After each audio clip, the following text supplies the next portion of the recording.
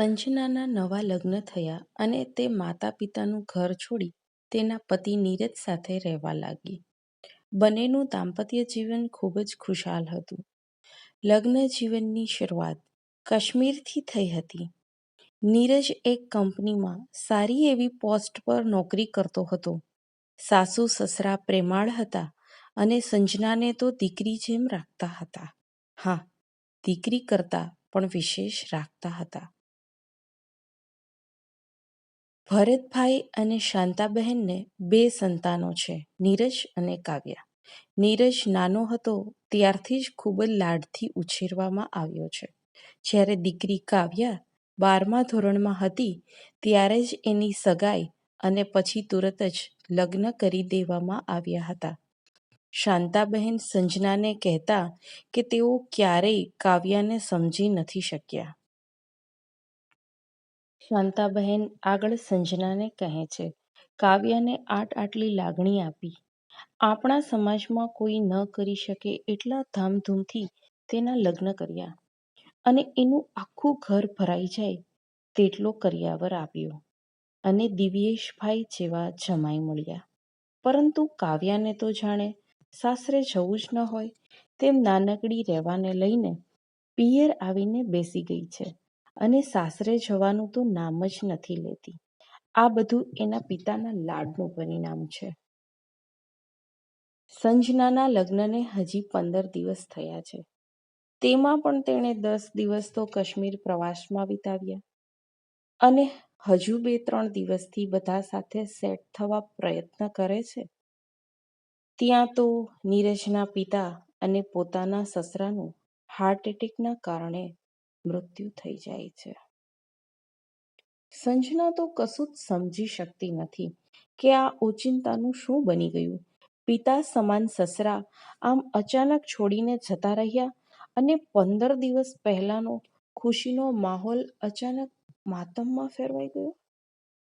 સસરાનું મૃત્યુ થયું તેનો 1 મહિનો વીતી ગયો અને મહેમાનોની અવરજવર ઓછી થાય છે અને પરિસ્થિતિ સામાન્ય થતી જાય છે. સંજના જોવે છે કે નીરજ હજી સામાન્ય થયો નથી. સંજના નીરજને દિલાસો આપતા કહે છે કે જીવનમાં સુખ દુઃખ ચાલ્યા કરે, તેણે બધું જ ભૂલીને આગળ વધવું જોઈએ.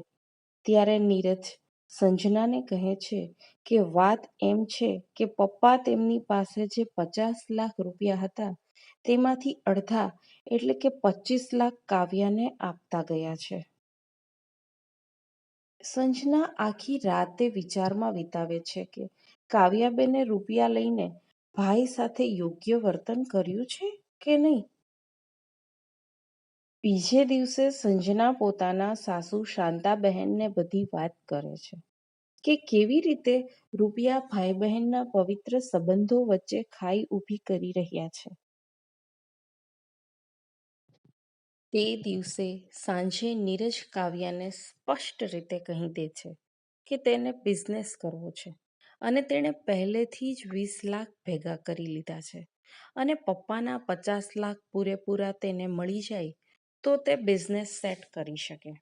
નીરજે વધુ કહ્યું કે હવે પપ્પા નથી તો તમારા બધાની અને ઘરની જવાબદારી મારી પર આવી ગઈ છે. સંજનાને લાગ્યું નીરજની વાત સાચી છે. હવે ઘરના દરેક સભ્યનો ખર્ચ નીરજને જ ઉપાડવાનો છે અને કાવ્યા દીદીનો સ્વભાવ તો સારો છે. દીદી નીરજની વાત સારી રીતે સમજી શકશે. પરંતુ એની કલ્પનાથી કંઈક અલગ થયું. કાવ્યાએ નીરજને કહ્યું તે રૂપિયા નીરજને આપશે, પરંતુ અત્યારે તો એ રૂપિયાની એને પણ જરૂર છે. આમ કાવ્યાએ રૂપિયા આપવાની સ્પષ્ટ ના પાડી દીધી. સંજનાએ શાંતાબહેનને વાત કરી કે કાવ્યા દીદીના રૂપિયા નીરજને સાવ નથી જોઈતા, એ તેને પાછા આપી દેશે. પરંતુ શાંતાબેને સંજનાને કહ્યું કાવ્યા ખૂબ જિદ્દી છે, તે તેના પપ્પા સિવાય કોઈની પણ વાત નથી માનતી. દિવ્યેશકુમાર સાથે પણ પોતાના પગારના રૂપિયા ન આપવા બાબત જ માથાકૂટ થઈ છે. શાંતાબહેન આગળ કહે છે કાવ્યા રૂપિયા બાબત આમ કેમ કરે છે તે તેમને પણ સમજાતું નથી. ભાઈ બહેનના સંબંધ વચ્ચે ખાઈ દિવસે ને દિવસે વધતી જાય છે. કાવ્યા બહાર જમતી હોય તો નીરજ સંજનાને પોતાનું જમવાનું રૂમમાં જ લઈ આવવા કહી દે છે. શાંતાબહેનને પણ કાવ્યા પ્રત્યે નફરત વધતી જાય છે. હવે તેઓ એક છત નીચે રહે તેટલું જ છે. નીરજ તો કાવ્યા સામું જોતો પણ નથી અને કાવ્યા પણ કશું બોલતી નથી. સંજના સવારે આરતી દેવા કાવ્યાના રૂમમાં જાય છે અને જુએ છે રૂમમાં કોઈ જ નથી. શાંતાબહેનને પૂછતા માલુમ થાય છે કાવ્યા તો સવારથી જ અગત્યના કામનું બહાનું કરીને જતી રહી છે. રેવાને પણ શાંતાબહેન જ રેડી કરીને સ્કૂલે મૂકતા આવ્યા છે. સાંજે ડોરબેલ વાગતા સંજના દરવાજો ખોલે છે તો નીરજ હોય છે. એટલે સંજના નીરજને કહે છે કે કાવ્યા દીદી સવારથી ઘરેથી નીકળ્યા છે પણ હજુ સુધી પરત ફર્યા નથી. નીરજ કંઈ પણ કહ્યા વગર જ તેના રૂમમાં જતો રહે છે. થોડી વારમાં કાવ્યા આવે છે. શાંતાબહેન તેને પૂછે છે કે તે અત્યાર સુધી ક્યાં હતી? તો કાવ્યા અગત્યનું કામ હતું એટલો જ જવાબ આપી રૂમમાં જતી રહે છે. બીજી બાજુ દિવ્યેશ જે કાવ્યાનો પતિ છે તેનો શાંતાબેન પર કોલ આવે છે કે તે કાવ્યા અને રેવાને લઈ જવા તૈયાર છે. શાંતાબેન કાવ્યાને સમજાવે છે કે દીકરી તો સાસરે જ શોભે એટલે કાવ્યાએ સાસરે જવું જોઈએ. નીરજ અંદરથી બધું જ સાંભળી રહ્યો હતો. તે બહાર આવીને કહે છે કે હવે પપ્પા રહ્યા નથી એટલે તમારા બંનેની જવાબદારી મારી પર આવી ગઈ છે જે હું સંભાળી શકું તેમ નથી. એટલે તેણે હવે ઘર છોડીને પોતાના ઘર પર જવું જોઈએ. સંજના ને તે રાતે ઊંઘ નથી આવતી. તે નીરજ સાથે વાત કરવા તેનો હાથ પકડે છે તો તેને માલુમ થાય છે કે નીરજને તો ખૂબ જ તાવ છે. તે તેને દવા આપે છે અને ચિંતા ના કરવાનું કહી આરામ કરવા કહે છે અને પોતે બાલ્કનીમાં જાય છે. અને આ બધું શું થઈ રહ્યું છે એ વિચારમાં ને વિચારમાં તે ત્યાં જ સૂઈ જાય છે. બીજે દિવસે સવારે સંજનાની આંખ ખુલે છે ત્યારે સંજના જુએ છે કે કાવ્યા અને રેવા રિક્ષામાં સામાન સાથે બેસવા જઈ રહ્યા છે. સંજના તેને રોકવા નીચે જાય છે તથા નીરજને બૂમ પાડી બહાર આવવા કહે છે. નીરજ જલ્દીથી ઊભો થઈ રૂમની બહાર આવે છે પણ અચાનક તેને ચક્કર આવે છે અને તે ત્યાં જ પડી જાય છે. સંજના નીચે જતી હતી તે પાછી ફરે છે અને નીરજને આ રીતે જોઈ અને ગભરાઈ જાય છે. તે શાંતાબહેનને બૂમ પાડી બોલાવે છે. શાંતાબેન પણ નીરજને આ રીતે જોઈ રડવા માંડે છે. નીરજ બંનેને શાંત પાડતા કહે છે કે તે હવે સ્વસ્થ છે. એ તો જરા ચક્કર આવી ગયા હતા એટલે પણ હવે તે સ્વસ્થ છે એટલે તેમણે તેની ચિંતા ન કરવી જોઈએ. બીજા દિવસે પણ નીરજની તબિયત થોડી બરાબર ન હતી. આમને આમ એક મહિનો વીતી જાય છે.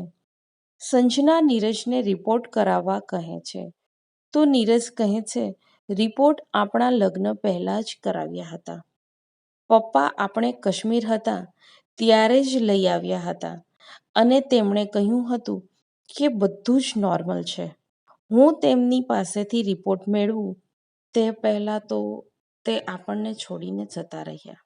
સંજના નીરજની આંખમાં આવેલ આંસુ જોઈ લે છે એટલે આગળ કંઈ પણ કહેતી નથી. સંજના નીરજના ડૉક્ટર પ્રતીકભાઈને મળવા જાય છે અને ત્યાંથી તેને માલુમ થાય છે કે નીરજની બંને કિડની ફેલ થઈ ગઈ છે અને જો જલ્દી તેનો ઈલાજ કરવામાં નહીં આવે તો તેનું બચવું મુશ્કેલ છે. સંજનાના પગ નીચેથી જમીન જાણે ખસી ગઈ હોય તેવું લાગે છે. તે હોસ્પિટલથી રિક્ષા પણ લેતી નથી અને 10 કિલોમીટર દૂર એ ચાલતી ઘરે ક્યારે પહોંચી જાય છે એનું પણ તેને ભાન રહેતું નથી. સંજના ઘરે શાંતાબેનને બધી વાત કરે છે અને નીરજને પણ તે જ દિવસે પપ્પાના રૂમમાં પોતાના રિપોર્ટ મળી જાય છે અને પોતાની બીમારી વિશે માલુમ થઈ જાય છે. અને હવે સંજના તો સાવ ભાંગી ગઈ છે. તે પ્રતીકભાઈને કહે છે, તમે રૂપિયાની ચિંતા ન કરો અને ઓપરેશનની તૈયારી કરો. ત્યારે પ્રતીકભાઈ કહે છે, તેઓ કિડની ડોનરની જ રાહ જોઈ રહ્યા છે. તે રાતે નીરજ સંજનાને કહે છે, જો વધુ ખર્ચ થશે તો તેઓ શું કરશે? અને હવે તો જોબ પણ છૂટી ગઈ છે. સંજના નીરજને ચિંતા ન કરવા જણાવે છે, પણ આખરે ચિંતાના વાદળ સંજનાને કોરી ખાય છે. તેનું મન અને હૃદય બંને ચક્રાવે ચડે છે. તેને વિચાર આવે છે કે કાવ્ય દીદીને દુખી કરીને એની બધું વાતો નહીં લાગી ગઈ હોય ને. તે નક્કી કરે છે તે કાલ જ તેમની માફી માંગવા જશે. તે બીજે દિવસે કાવ્યાના ઘરે જાય છે અને ત્યાંથી તેને એક પાડોશી પાસેથી ખબર પડે છે કે દિવ્યેશ કાવ્યાને ખૂબ મારતો અને વારે વારે તેની પાસેથી રૂપિયા માગતો હતો અને કાવ્યા નોકરી કરતી તે બધા જ રૂપિયા તેને આપી દેતી અને ચૂપચાપ બધું સહન કરતી હતી. પરંતુ એક દિવસ દિવ્યેશે ગરમ ગરમ ઇસ્ત્રી નાનકડી રેવાને અડાડી દીધી હતી. ત્યારથી જ કાવ્યા રેવાને લઈને જતી રહી છે કે આજ દિન સુધી પરત આવી નથી. દિવ્યેશના મમ્મી ઘરની બહાર નીકળે છે અને તે સંજનાને ઓળખી જાય છે. તે સંજનાને કહે છે, કાવ્યા એવી સ્ત્રી છે જે માત્ર રૂપિયાની સગી છે. તે વધુ કહે છે કે દિવ્યેશને વચ્ચે નોકરી છૂટી ગઈ હતી ત્યારે માત્ર 20,000 તેની પાસેથી દિવ્યેશે માગ્યા. ત્યારથી પિયર જઈને બેઠી છે કે આજ દિવસ સુધી પરત ફરી નથી અને હવે તો પોતાનું પાર્લર કર્યું છે એટલે તો અમને નહીં જ બોલાવે. સંજના કાવ્યાને પાર્લર પર મળવા જાય છે પણ તે ત્યાં ન હતી. તેથી સંજના પોતાની સાથે અને નીરજ સાથે જે કંઈ બન્યું તે સઘળું વૃત્તાંત કાગળમાં લખી ત્યાં હાજર એક વ્યક્તિને કાવ્યાને સોંપી આપવા કહે છે. બીજી બાજુ નીરજને એક ડોનર મળી જાય છે. તેનું ઓપરેશન સફળ રહે છે અને તે હોસ્પિટલથી ઘરે પરત ફરે છે. સંજના નીરજને સુવરાવી દવા લેવા બહાર જાય છે ત્યાં તેની નજર પાર્લર પર જાય છે. તેને એકદમ યાદ આવે છે કે આટલું થવા છતાં કાવ્યા દીદીનો એક પણ ફોન ન આવ્યો. તે તેને મળવા જાય છે તો કાવ્યાનો સ્ટાફ કહે છે કે મેડમ 1 મહિનો રજા પર છે. તે તેમની દીકરી સાથે ફરવા જવાના હતા. સંજના પૂછે છે કે તેણે થોડા સમય પહેલા એક લેટર કાવ્યા દીદી માટે લખ્યો હતો. તે તેમને મળી ગયો હતો? સ્ટાફ જણાવે છે કે હા, તે લેટર તો તે જ દિવસે તેમને મારા હાથે જ આપ્યો હતો. તેમના ભાઈની તબિયત કેમ છે હવે? આ શબ્દો સાંભળતા જ સંજના કંઈ પણ બોલ્યા વગર ત્યાંથી જતી રહે છે.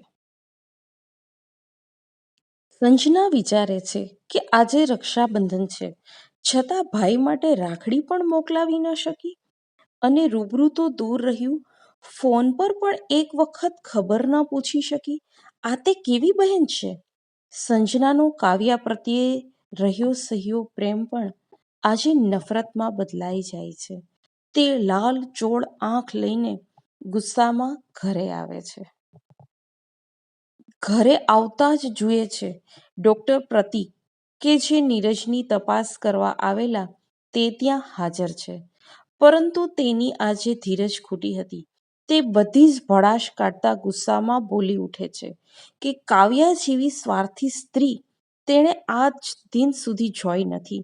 આજે આવા પવિત્ર પર્વ પર પણ એક રાખડી ન મોકલી શકી. આટલું જાણવા છતાં કઈ બેન ભાઈને મળ્યા વગર રહી શકે? પણ કાવ્યા ન તો તેના પતિની સગી છે ન તો તેના ભાઈની. બસ ડૉક્ટર પ્રતીક સંજનાને વચ્ચે જ અટકાવે છે અને તેના હાથમાં રાખડીનું કવર આપતા કહે છે, ભરતભાઈને પહેલા જ નીરજની બીમારીની ખબર હતી, એટલે જ તેમને હાર્ટ એટેક આવ્યો હશે. જતા પહેલા જ તેમણે કાવ્યા પાસે વચન માગ્યું હતું કે તે તમારું ધ્યાન રાખે, એટલે તમારા ઓપરેશનનો એક પણ રૂપિયો મેં તમારી પાસેથી નથી લીધો, કારણ કે તે રૂપિયા કાવ્યાએ મને ચૂકવ્યા છે. ડૉક્ટર પ્રતીક આગળ કહે છે, જોકે મને કાવ્યાએ કહેવાની ના પાડી છે, પણ આજે હું મારી જાતને નહીં રોકું. તમને એક વાત જણાવી દઉં કે આજ નીરજભાઈ જેટલા બીમાર છે તેટલી જ કાવ્યા, કારણ તેનું પણ ઓપરેશન થયું છે, કારણ કિડની ડોનર તે જ છે. આટલું કહીને ડૉક્ટર ત્યાંથી જતા રહે છે. સંજના પાસે હવે બોલવા માટે શબ્દ નથી. તે ફસડાઈને નીચે બેસી જાય છે. આઘાત એવો હતો કે આંસુ પણ નીકળી શકતા નથી. રૂમમાં સન્નાટો છવાઈ જાય છે.